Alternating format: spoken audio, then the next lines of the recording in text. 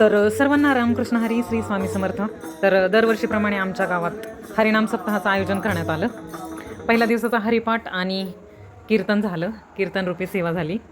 आणि मग नंतर आजचा हा दुसरा दिवस असल्यानं आम्ही सकाळी सकाळी रांगोळी काढायला गेलो होतो.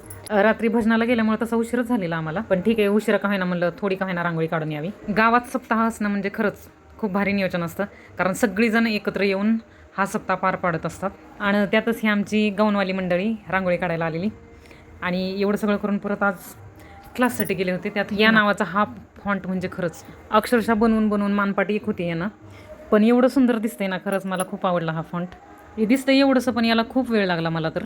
आणि तेवढं करून मग म्हटलं चला रांगोळी तरी कमीत कमी घ्यावी, कारण चांगली रांगोळी नव्हती, ती छोट्या छोट्या पुढ्या होत्या ज्या की लगेच संपतात. आणि मग नंतर आजचा हा हरिपाठ. दरवर्षीप्रमाणे यंदा पण मी हरिपाठाला गेले होते. भारी वाटतं, कारण इतक्या सुंदर पावले खेळल्या जातात ना.